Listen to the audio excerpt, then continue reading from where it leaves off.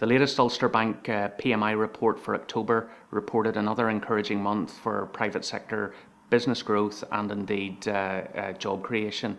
October represented the 16th successive month of growth in business activity and job creation. There was also further increases in new orders as well.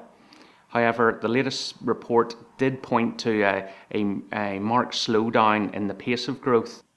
Indeed, the rate of growth in business activity in October was the slowest pace of growth in the 16-month series. Similarly, in terms of new orders are now growing at their weakest rate in a year, and job creation has slowed to its weakest rate in 13 months. This slowdown had been expected and indeed was flagged earlier in the year. When you look at the recovery, the fastest rates of growth always occur in the early stages of the recovery, and a moderation in growth is expected thereafter. Even though the rates of growth in terms of job creation, new orders and business activity have slowed, they still remain above historical averages, so there's no reason to get concerned about a slowdown in growth at this stage. Looking at sector level, if we look at there was a slowdown across all sectors, but if you look at manufacturing and construction, the rates of growth are still very strong by historical standards. Whereas if you look at the service sector did report a marked slowdown, and this needs to be closely watched in coming months. The retail sector was the one sector of all local industries which actually reported a decline or a contraction in October.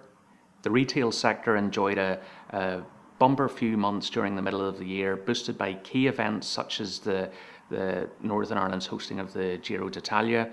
So it is unclear at this stage whether this slowdown in the retail sector is how significant it is.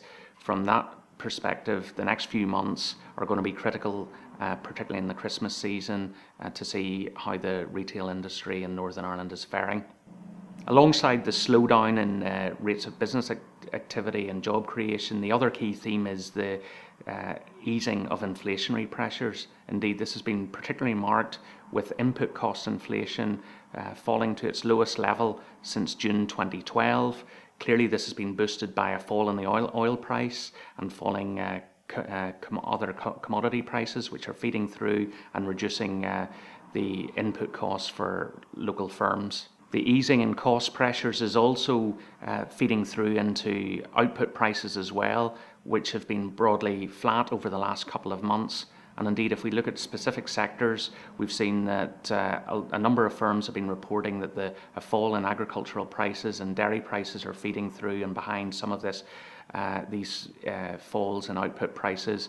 But again, if we look at the retail sector, the falls in retail prices are particularly marked, with local retailers reporting the sharpest decline in their prices since June 2009.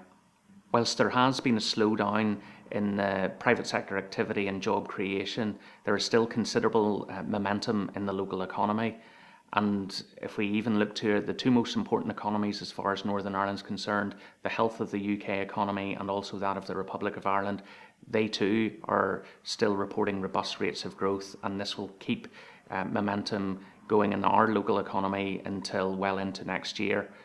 Beyond that, we had last week, we had the draft budget was agreed for Northern Ireland, and clearly the significant public expenditure cuts which are due to feed through in the coming months will have a significant bearing and act as a drag on economic growth going forward.